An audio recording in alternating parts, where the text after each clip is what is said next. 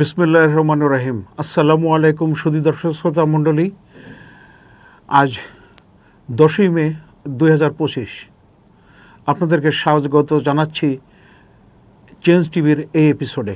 আজকের বিষয় ভারত পাকিস্তান যুদ্ধ অবস্থার সর্বশেষ পরিস্থিতি। বর্তমানে ভারত পাকিস্তানের এই যুদ্ধ অবস্থাটা সারা পৃথিবীর দৃষ্টি আকর্ষণ করলেও মধ্যস্থতা করার জন্যে তেমন কোনো উদ্যোগ দেখা যাচ্ছে না। সুতরাং দুই পক্ষ যে অবস্থায় চলে গেছে তাতে যুদ্ধের গতি প্রকৃতি এবং এর শেষ কোথায় হবে, কোথায় গিয়ে থামবে, কোথায় যুদ্ধবিরতি হবে, এরকম নানা প্রশ্ন ঘুরপাক খাচ্ছে। সেই পরিপ্রেক্ষিতেই আমার এই আলোচনা।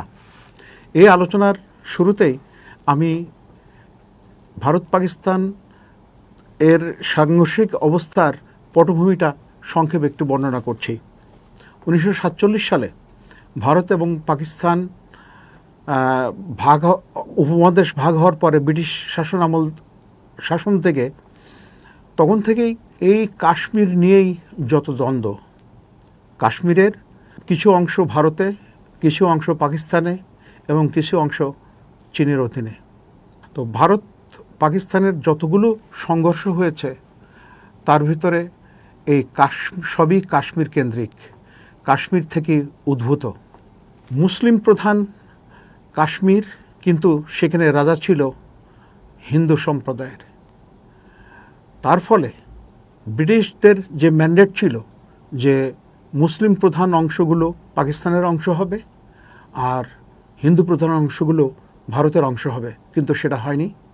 হিন্দু রাজা তার প্রজাদের বঞ্চিত করে তৎকালীন ভারতের প্রধানমন্ত্রী জওহরলাল নেহরুর সাথে যোগাযোগ করে এবং তার সাথে শেষ ভাইসরয় লর্ড মাউন্টব্যাটেনেরও কিছুটা সম্মতির সাপেক্ষে কাশ্মীর সর্বশেষে ভারতের অংশই রয়ে যায় এবং সেখান থেকেই এই তুষের আগুন জ্বলছে, সংঘর্ষ নানাভাবে ঘটছে।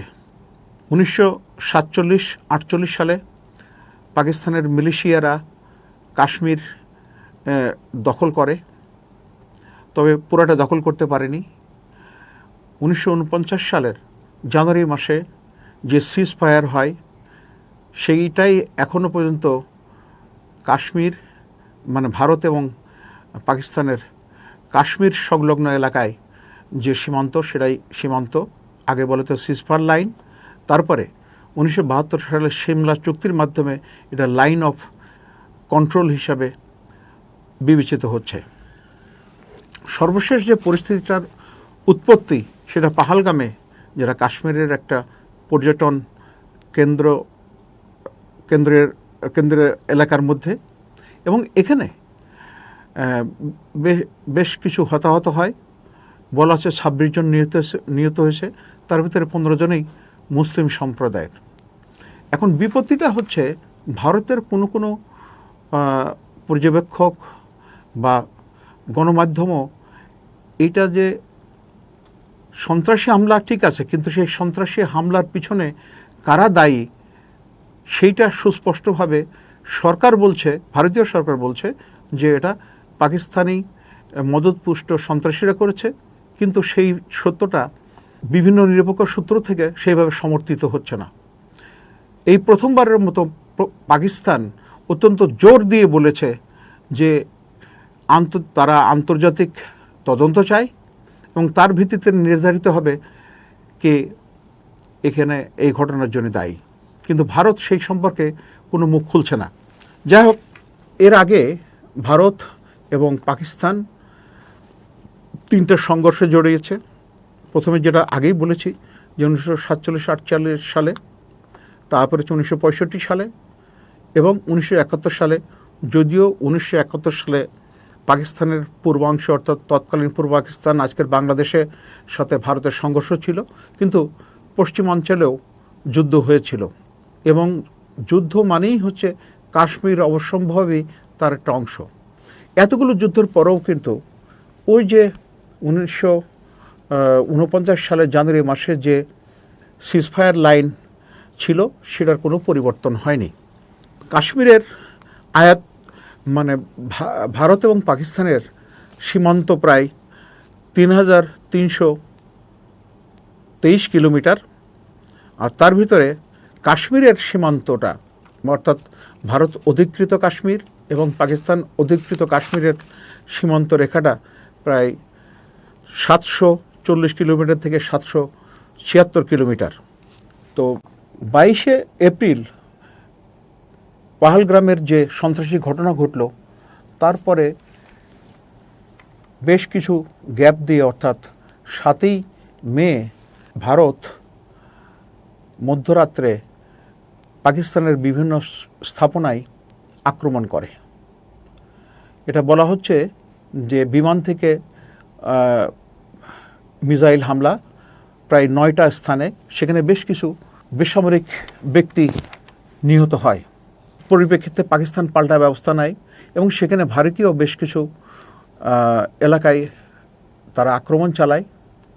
তবে এই আক্রমণের সবচেয়ে উল্লেখযোগ্য দিক হচ্ছে পাকিস্তান দাবি করেছে তারা ভারতের কয়েকটা বিমান ভূপাতিত করেছে এবং এখানে ভারতের একজন মহিলা পাইলট, যার নাম, যিনি একটা বিমান ভূপাতিত করেছে বলে দাবি করা হচ্ছে, উনি এখন বেশ পরিচিতি লাভ করেছেন, ওয়ার হিরোইন হয়ে গেছেন। এদিকে আজকে খবর আসলো ভারতের একটা বিমান ভূপাতিত করা হয়েছে এবং সেখানে একজন মহিলা পাইলট সম্ভবত আটক হয়েছেন। সো দুই দেশের দুই মহিলা পাইলট দুইভাবে বিবেচিত হচ্ছেন।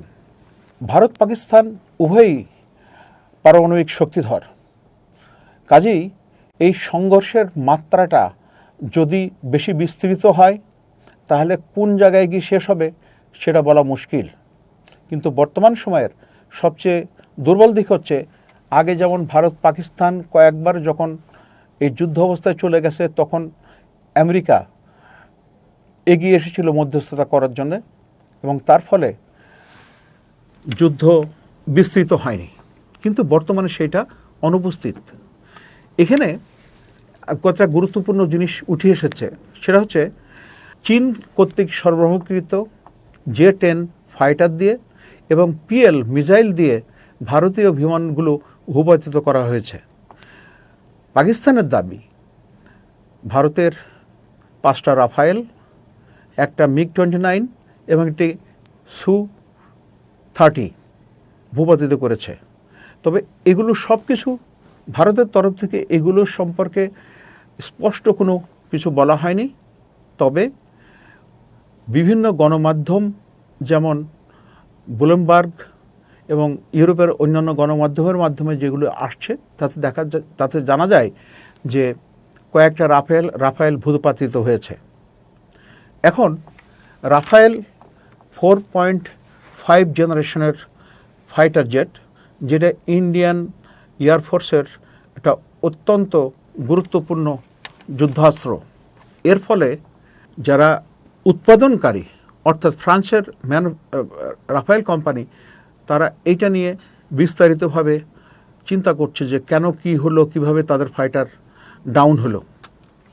তো যাই হোক, চীন তাদের L-15 মাধ্যমে এটা ডাউনলোড বিমানগুলো ভূপাতিত করা হয়েছে এবং তার ফলে তাদের স্টক প্রাইস বেড়ে গেছে।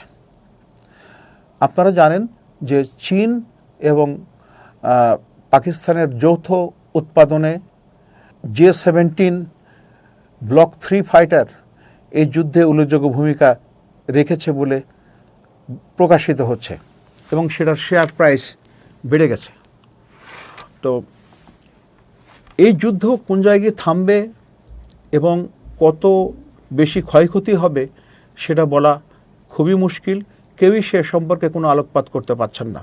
তবে দুই দেশেরই জনচাপ আছে যাতে যুদ্ধে একটা যৌক্তিক অর্জন সম্ভব হয় এবং সেই জন্যে ভারতীয় সমরনেতা এবং পাকিস্তানি সমরনেতা, ভারতীয় রাজনীতিবিদ এবং পাকিস্তানি রাজনীতিবিদ সবাই একটা চাপের মধ্যে আছে।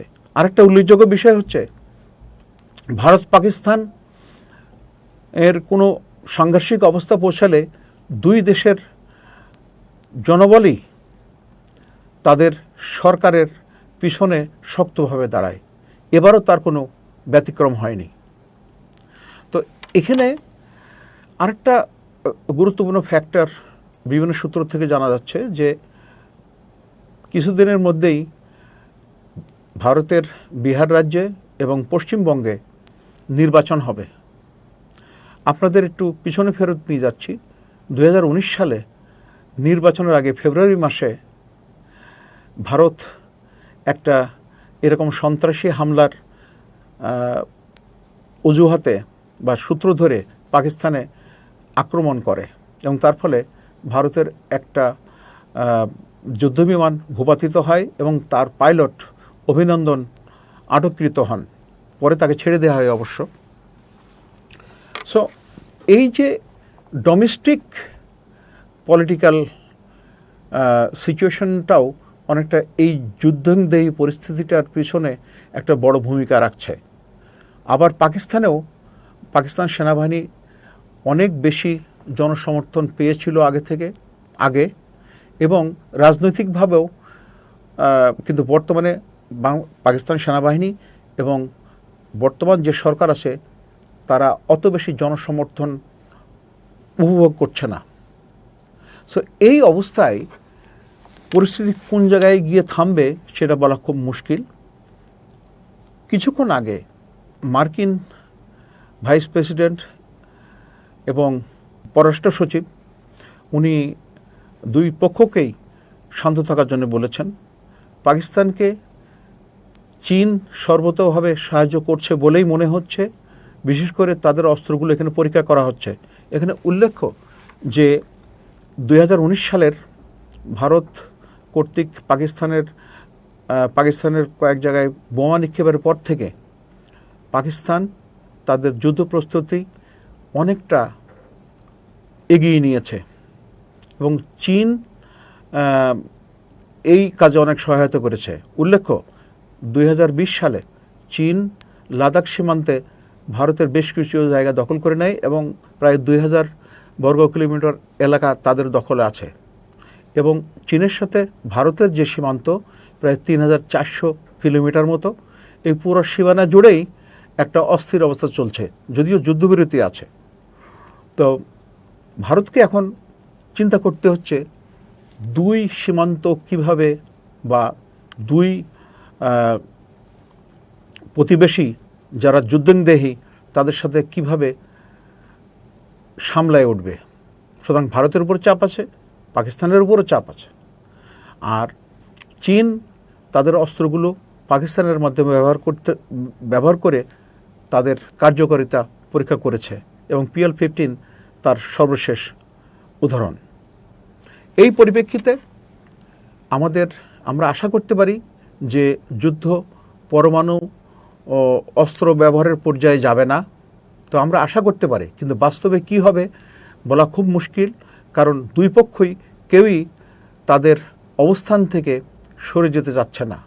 অর্থাৎ কোনো একটা পর্যায়ে যদি উভয় পক্ষ মনে করে যে না ঠিক আছে, এনাফ ইজ এনাফ, আর কিছু করার নেই, সেই পর্যায়ে হয়তো বন্ধ হতে পারে। তো ততক্ষণ নাগাদ আমরা প্রত্যাশা করতে পারি, আর যদি বাইরে কেউ মধ্যস্থতা করে এবং তারা যদি মেনে নেয় তাহলে হয়তো যুদ্ধ বন্ধ হওয়ার সম্ভাবনা আছে। আপনাদেরকে ধন্যবাদ সঙ্গে থাকার জন্যে। আসসালামু আলাইকুম।